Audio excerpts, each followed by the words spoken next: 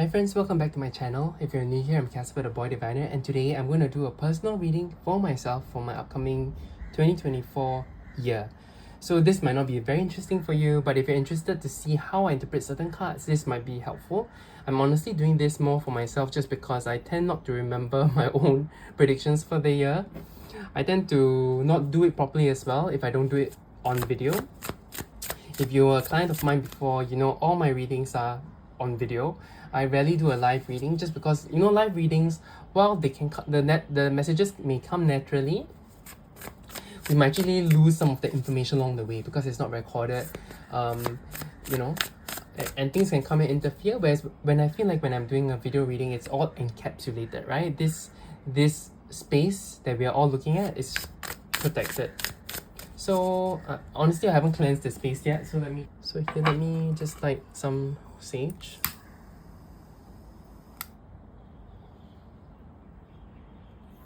May this space be cleansed. May this space be protected.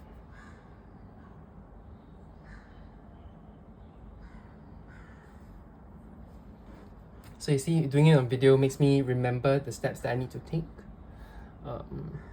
Instead of just doing it willy-nilly. Let me just use the lighter to push that aside with the ashes. Okay. I'll just set this one side. Okay. Let me pull my deck, and today I'll be using the Children of Lita Tarot. I've recently powdered this deck, so it works really well. But maybe before doing this, I might want to pull one card from maybe another deck to serve as the year's theme. So for the year's theme, I'll probably pull from the Holocaust Tarot. This is an underused deck of mine. And I'm not used to the minors here, so I do want to give it a go. I do want to practice a bit with this deck.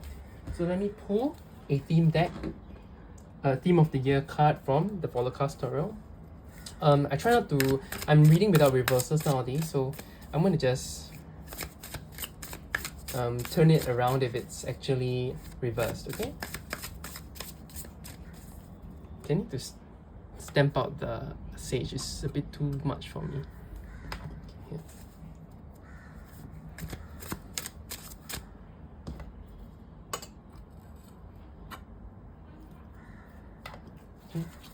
What is the theme of my 2024? What is the theme of my 2024?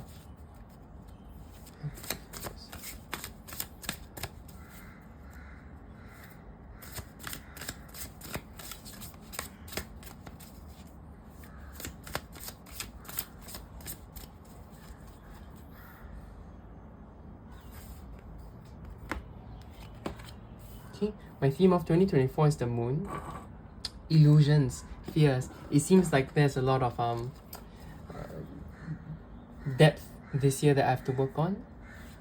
Trying to understand myself, trying to understand my fears, trying to tackle these illusions that are around me. It's pretty much occult kind of card, so I do see that I'll be diving back into the occult more next year. So this year I was kind of working on mundane things. So this card just talks about the return to kind of spiritual knowledge, to the occult. Okay, right now let me pull for the month of January, February and March. Let me pull Q1 for quarter 1 for the next year, the things that will happen, things that are lying in store for me for 2024.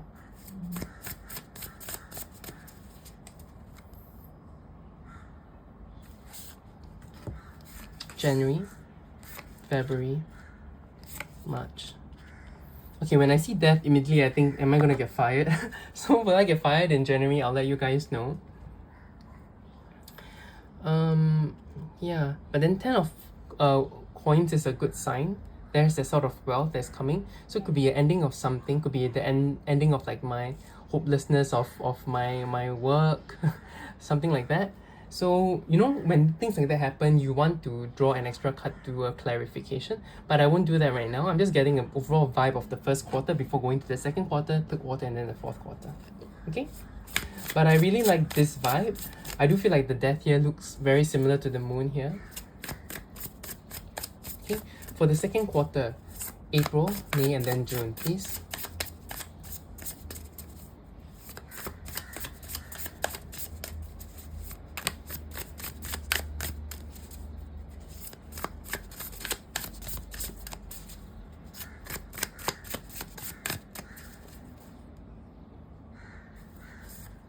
Okay, April, May, and June. A lot of majors next year.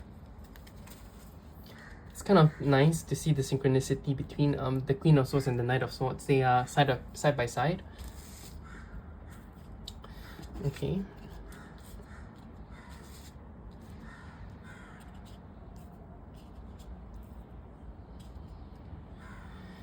Okay, so this quarter does feel like a lot more thinking. It starts off with the Ace of Swords. How gorgeous is this deck, guys? Okay, for the third quarter, come on. For Q3, July, August, September, for 2024, please.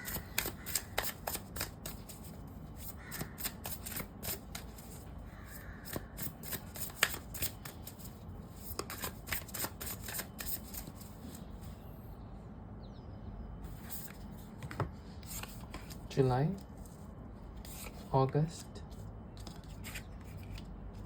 and September. So 3 majors, a lot of things happening in this quarter. Let me adjust everything a bit.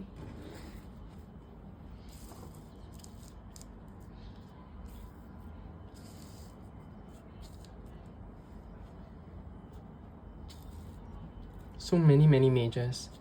High Priestess, the return to occult. Let me actually do it like this. I don't know why I felt called to do it the other way, but this makes more sense logistically on the screen. So you can see things start to mirror. This is what I like to do with big readings, like the Celtic Cross, like this year head spread. You can start seeing the mirroring. Yes, so you can see the money here, the money here. That's the first mirror. You can see the Death and the Moon mirroring. You can see Death and the High Priestess with the Moon as well, because the High Priestess is a Moon card, right? It's not the Moon card, but you know, High Priestess represents the Moon in astrology. The duality between the Lovers and the Devil. This happens in RWS as well. You see it here as well. Okay, I think that's what I see for now. Really love the strength. I'm so happy I powdered this deck because it makes it so much more bearable to shuffle, and I'm really enjoying using this deck now. Okay, and it's so beautiful. I can't wait for the creators, Children of Ostara Tarot, happening next year. I'll probably be backing that. But okay, for my Q4 in 2024, please. I need things to go well because I'm planning to buy my own home in 2025, hopefully. So Q4, please. Tell me what's in store.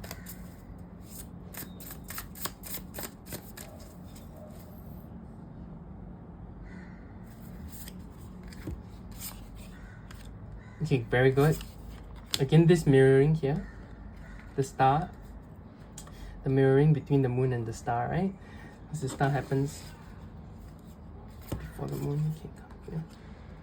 And then the 3 of Wands representing looking forwards and seeing something new. Oh, this is a good ending to the year of 2024 for me. I guess it's a bit lopsided, but here.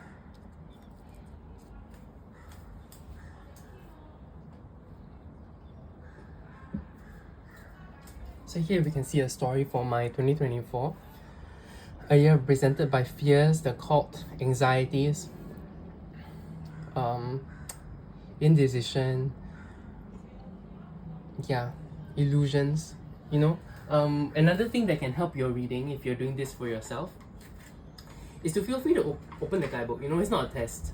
Even when I do readings for my clients, sometimes it's better to open the guidebook just because you might not know what the artist may have added in by themselves. So for the Fuller Class Tarot, I'm not familiar with it, right? I rarely use it. We can open up to the moon and see what it says, right? She may open a vein of longing to last for generations or take you back further. Yep, you feel it in the dreaming. Mesmerized.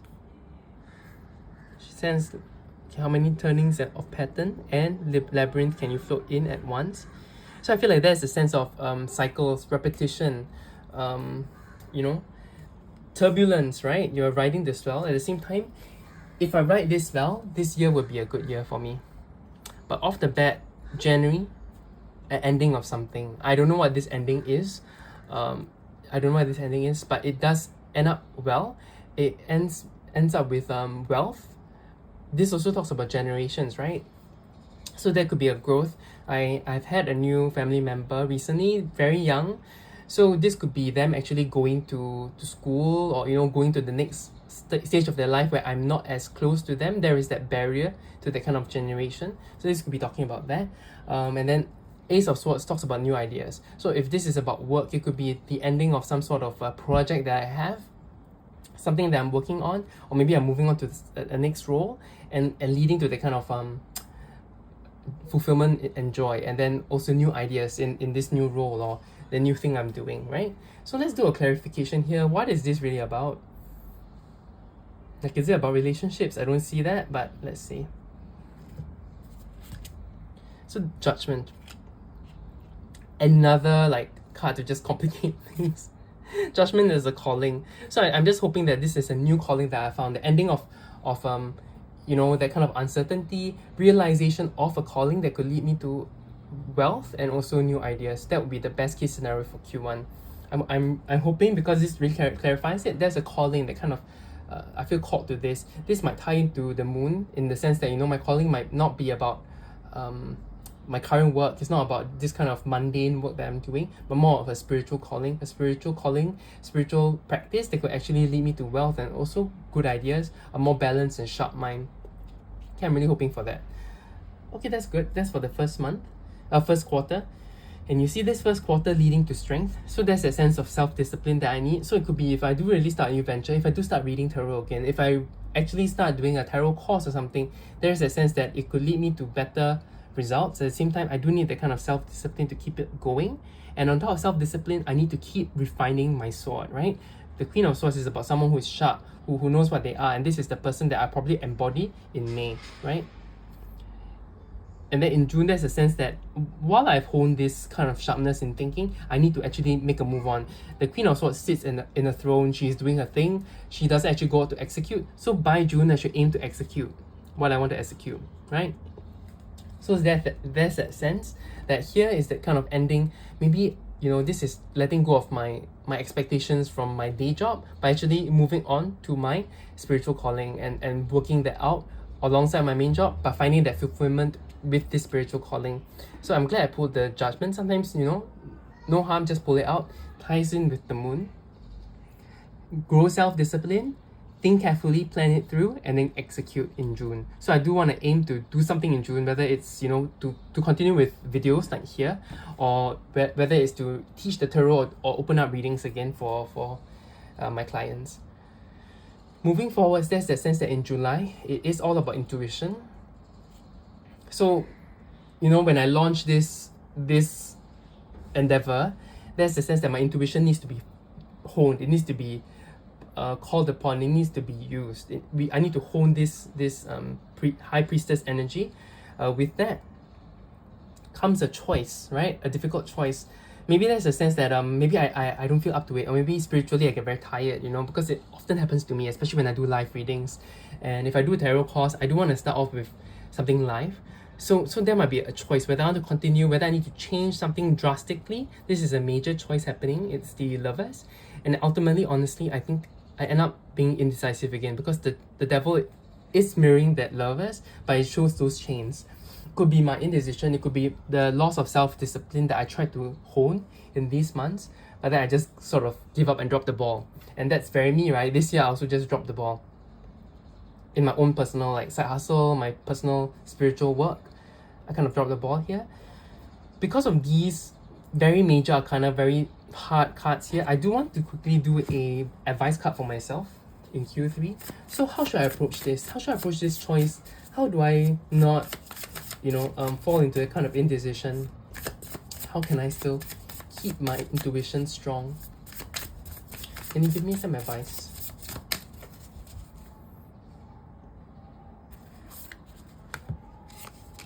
The Emperor, Page of Cups.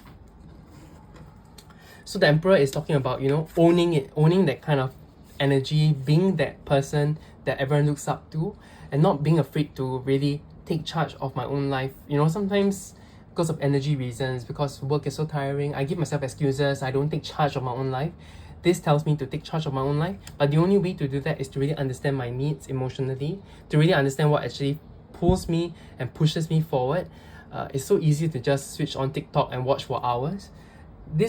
There is an emotional requirement or that kind of dopamine hit that I'm missing, right, in my life. I need to tie that dopamine hit to the kind of work I do, and by doing that, I can take charge of my life and I can do what I actually want to do instead of just, you know, letting TikTok, letting Facebook, letting social media, letting YouTube or anything kind of pave my way, right? This is the kind of digital minimalism that people often talk about nowadays. So, you know, I think that's what I need to do in Q3, really, to set myself up for success by understanding my emotional needs. Okay, next. Regardless of whatever, right? Even if I don't do whatever, honestly, by the time it reaches here this October, I will feel kind of fulfilled. Like, at least I've given it a go. I'll feel fulfilled. I'll feel like at least I gave it a go. At least I tried. At least something happened, right? At least I built something, and emotionally, even if there's not much money, emotionally, I will feel fulfilled. It could also relate to this cards that I just drew earlier, talking about how I should, you know, focus on what I need inside. Instead of letting things dictate and I feel the emptiness, I should be actually taking charge of the emptiness. And this way, I can contribute to the emotional fulfillment I have in October. November, the star, new hope. Again, maybe building upon this kind of foundation that I built for myself, I now feel more comfortable, I feel braver to actually go forwards and push myself, you know, into the limelight to do the things I want to do. Leading to December, where a new venture awaits, right? Whether it's a new job, whether it's something else, you know, we'll find out. Overall, I feel like this is a good year for me based on this reading. I can revisit this again next year. Maybe I can do a reaction and really talk about these predictions and how my life really turned out. I think I should really force myself to do that because I have not done that in the previous years. Even if it's inaccurate, it's fine. This lays the map, and I do feel like usually my first quarter or so is kind of accurate and then kind of derails because choices are made, things change, right? I hope you enjoyed this reading with me. I know it's very personal, it's for myself, but I hope you learned something. Let me know if you have any thoughts, you know. If you see something that calls out to you, let me know. And you want to learn more about this deck, let me know as well. You guys have a good day. Take care. And all the best for 2024. Bye-bye.